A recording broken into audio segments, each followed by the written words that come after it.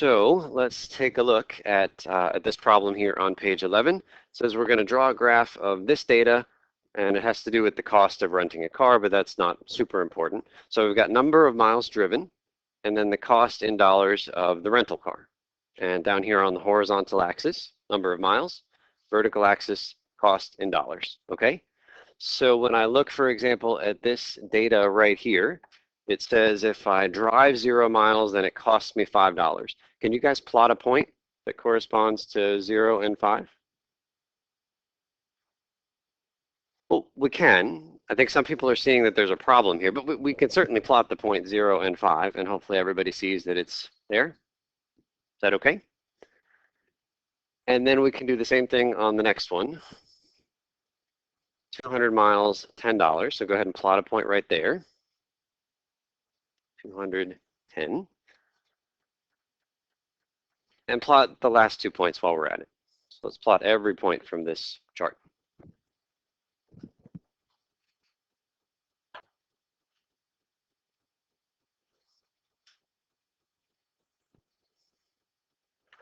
Okay, and I can look at those points and I can say, oh gosh, this is perfect. It's a beautiful straight line. It's great.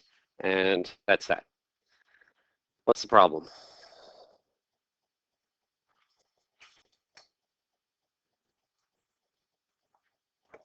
There's a problem with this graph. Anybody see it? Morgan? Maybe 0, 5, the number of miles. Oh, you don't like that it's that it costs money to drive 0?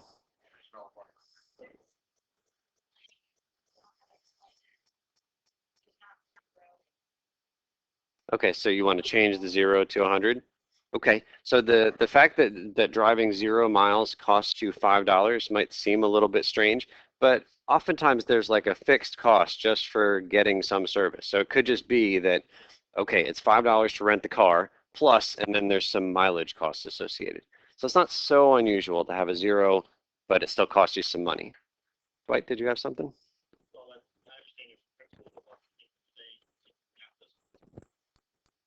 It doesn't. Yeah, like first should have been 100, and 0 would be that way. Yeah, there's a space issue happening here, and it appears that things are equally spaced the way that they're laid out on this graph, but it is very deceiving, and it's just flat out wrong. If we take a look at the spaces here, that space between 0 and 5 is a difference of 5. This space over here is also a difference of 5. So far, so good. But this is a difference of 10. And this is a difference of 20. And that is very misleading, and it is not okay. And so even though it was laid out perfectly, those numbers fit perfectly on this grid, it's not okay. Equal spaces have to represent equal changes in these values. How about on the bottom? Yeah. So we're going up by hundreds, and that feels okay to me. But the first one goes up by 200.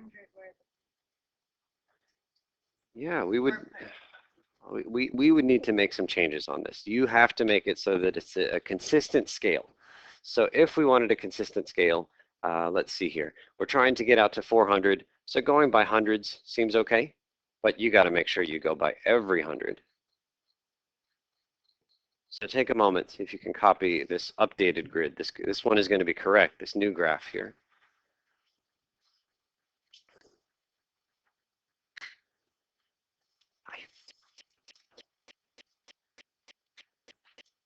And then on the vertical, what number are we trying to get up to?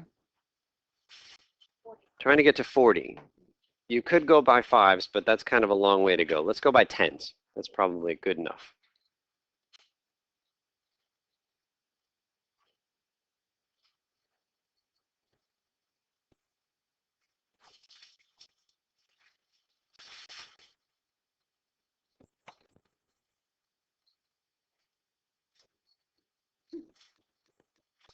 Okay, I'll label the axes just like they were before with cost in dollars and distance or number of miles.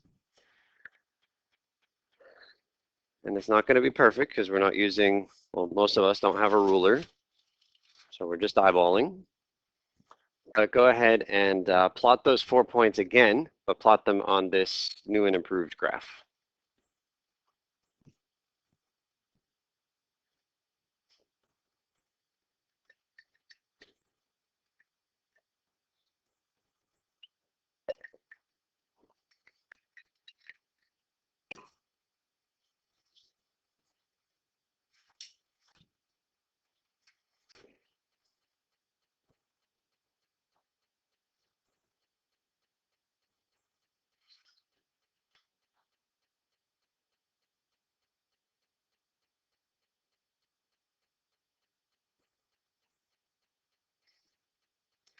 Okay, once you've got them plotted, check in with your neighbors. I think you need a horizontal line for the, you don't have your 0 line. Yeah. Yes. Yes, there's no information given about 100 miles in this case. So you just connect as best you can. And if we plot these new points on the accurate graph, is it still a straight line? No, that straight line was really deceptive. This is a curve. This is something which is growing, and it seems like it's, pretend that I hit that. It's growing faster and faster and faster, okay? So in this class, you're going to have many opportunities to draw your own axes and label them. And there are wrong ways to do that. For example, the graph that's on the left. You got to do it in one of the right ways, like on the right, okay? Questions on that? Okay, so we're going to jump ahead just a few pages, and we're going to look for a page that has lesson 2 at the very top. It's page number 15 in this same packet.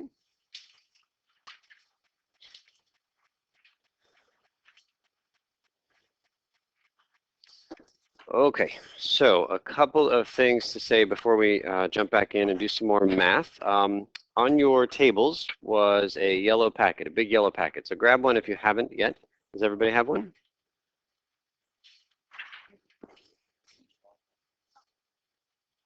Everybody has one? I think we're all set. Okay, inside of this, so it says QEF at the top. This packet is completely optional. It is your choice whether you want to ever open this thing up. If you never open it up, I think you are wasting an opportunity, but I'm just giving it to you. You can do with it what you want. QEF stands for quiz, exam, and final. Inside of this yellow packet, you will find a practice quiz before the first quiz. You will find a practice exam before the first exam, and more supplementary resources to help you study for quiz 1 and exam 1. I will hand out at a later date another yellow packet called QEF2 for quiz 2 and exam 2. All right, I'm never going to grade this, completely optional, but you have it. That covers through the first exam, that's right. Yeah, quiz 1 and exam 1, that's what this packet is. Okay. Next thing to talk about is up on our Moodle site. So I've logged into our Moodle site here, and I just want to make sure that that folks see some of the resources that we have available to us on our Moodle site. If you don't know how to log into your Moodle account, just let me know right after class, and I'm very happy to tell you how to log in. It is easy.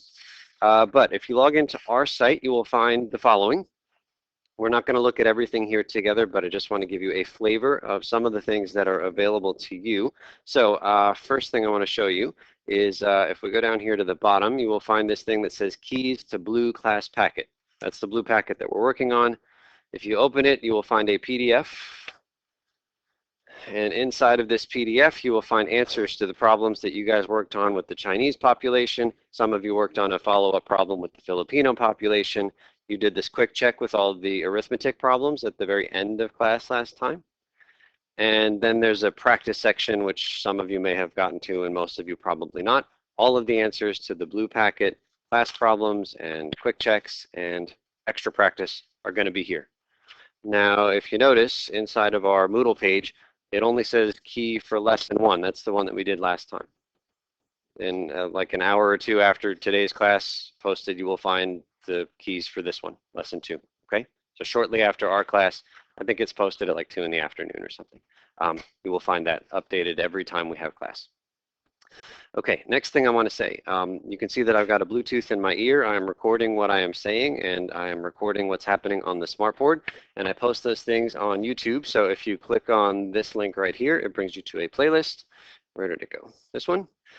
And inside of the playlist, well, it's kind of a sad little playlist. It has only one video because we've had only one class. And if you click on that video, you will hear everything that I said last class, and you will see everything that was projected on this screen last class. It's not a substitute for being here, but if you're here and you kind of missed something, or you just want to hear it again, or it was a little bit too quick and you were too shy to raise your hand and ask a question, here's a resource for you. Also, if you miss a class, this isn't a substitute for being here, but it's as good as we're going to get.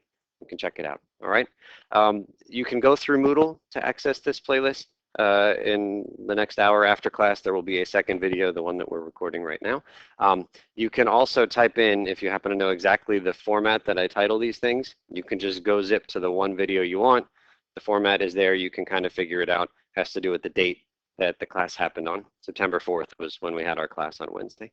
Notice the 0 in front of the 4. It's always a 2-digit day. Okay?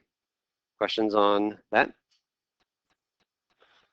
Okay, so that is that. And then if we come back here, I think one more thing I wanted to show you is right here at the bottom, it says class notes filled in.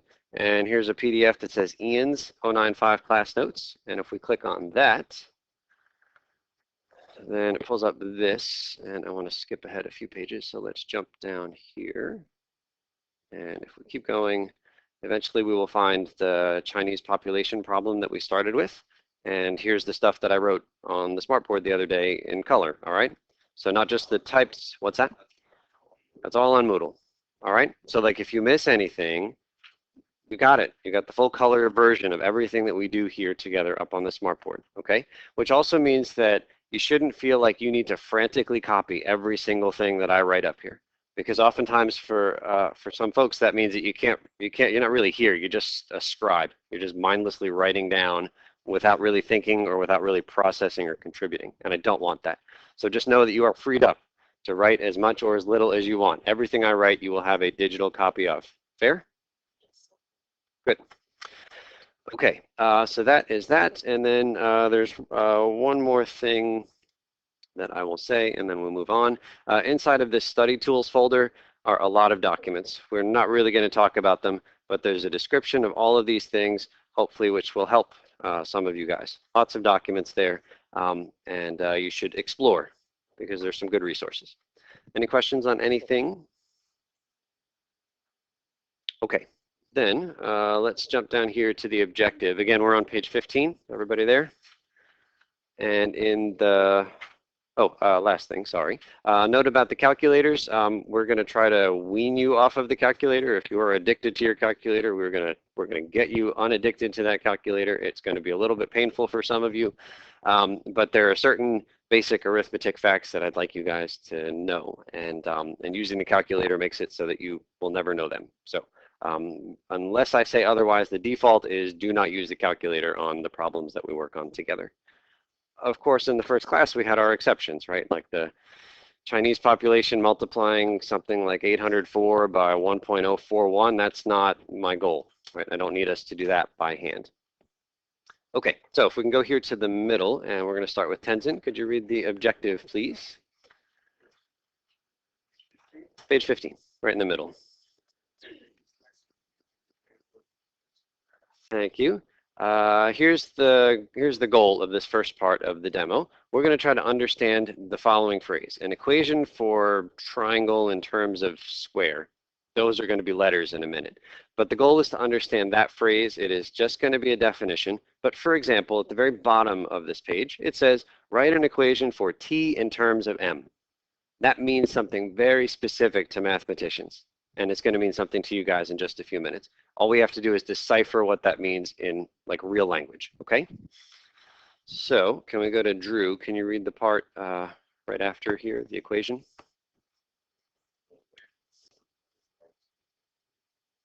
Go ahead. Keep going, Drew.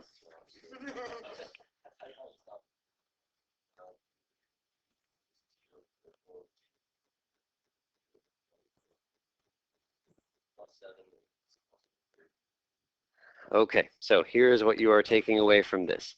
If you have an equation where the p is by itself and the t is buried inside of some other numbers, then we say we have an equation for p in terms of t. The p is by itself, the t is buried. Looking at the next one, it's exactly the same language, p in terms of t, which means that I know right away the p is by itself and the t is buried. Is that the case? P is by itself, t is buried. Yes? That is all that it means, and that is what I want you to have from that example. So can we go back to Chris? We say?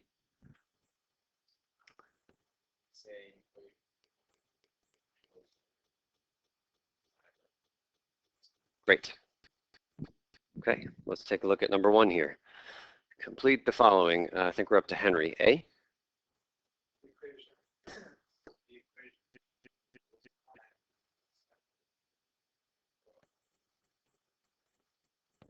Okay, an equation for blank. That first blank is always the letter that is alone by itself. It's an equation for G in terms of the letter that is buried, which is F. Super. Part B. Let's go back to Nicole.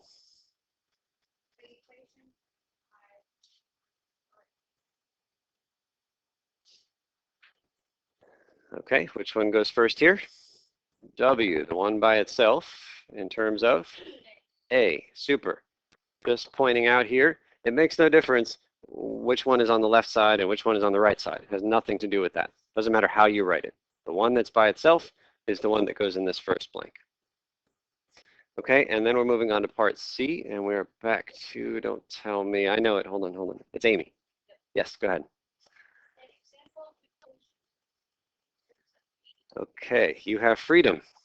You have any number of things that you can write, but can you write any old example of an equation for Z in terms of B? Go ahead and fill in the blank. Anything you want, it just has to follow that pattern. Z in terms of B. Okay, who wants to share their example? Yes, go ahead. Or B divided by 2, does that work? Z in terms of B, Z alone, B buried. Super. Another example. 9 minus 6 over B. How's that? Yes, Z is by itself, B is buried. Good?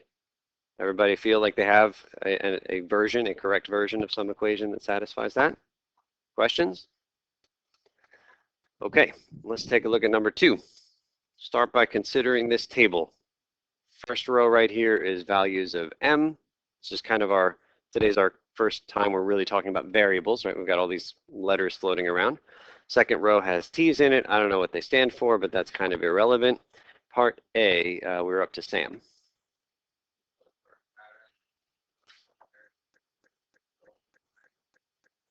Okay, so why don't you guys take 30 seconds. See if you can come up with a pattern and fill in those 2 blanks. Check in with your neighbors. This is not an individual activity.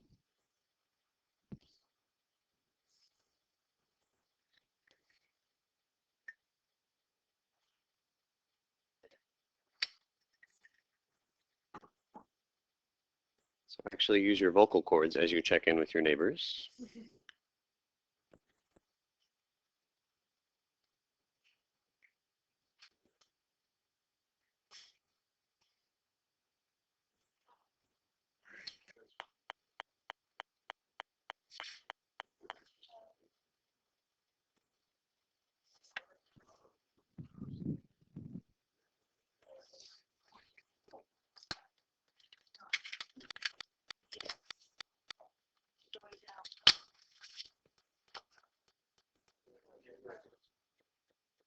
Sure. Okay, so pattern recognition is one of these things where it's like impossible until there's a miracle and then it's easy. So hopefully at some point we have a miracle. Don't feel badly if you didn't have the miracle just like that. It takes time. But in this case, what's the pattern in plain English? They add up to 100, right? Each column adds up to 100. Okay, so if they add up to 100, then what's the first blank? 25, and the second blank? 20. They add up to 100. Super. And the next thing we need here is part B. It says write an equation for t in terms of m. I'm going to start the equation without really even knowing what the equation is. But as soon as I see t in terms of m, which letter is by itself? T. So I'm just going to begin by writing t equals, having no idea what's going to go on the other side. But at least it's going to be a t equals. Okay, these numbers add up to 100. Add up to 100. Okay, I'm going to write something that isn't of that form. If these two numbers add up to 100, would you guys agree that t plus m equals 100? Yes. That's how we write. That's how we translate the plain English. They add to 100 into symbols. T plus m is 100. But t has to be alone. So this equation is correct. It captures what's going on, but it's not in the right form. So in order to get t alone, that's our first algebra thing. What do we do to both sides? I'll subtract that m from both sides. I'm going to write something that I'm not going to require that you guys write every time, but I'll just put it so that we're really clear. We are doing this to both sides of the equation. And the m's cancel. And over there, we just get 100 minus m. And that's our equation.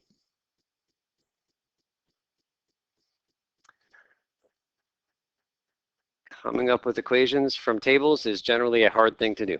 So again, if it's not like super clear, like, oh, I wouldn't be able to do that from scratch, you will. It'll take some practice.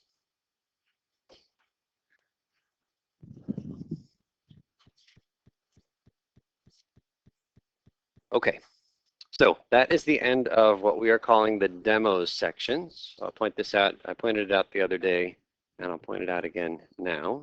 Let's make sure, oh, everything moved. Pointing out again, the demo section is the thing that I kind of lead up here. We're finished with that.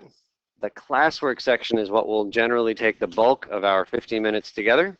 That's what you're going to do for the rest of the period, except for the last 5 minutes when I'm hoping that somebody in this room, and it might be me, but it might be one of you guys, says, hey, we're going to stop with 5 minutes left and we're all going to come together and do this quick check, okay? The classwork is generally meant to be something that you will do together with your neighbors. The quick check is an individual type thing. It's really the only individual thing that we do during class. So let's see how far we get. If you have any questions, you raise this flag. That's how I know to come to your table, okay?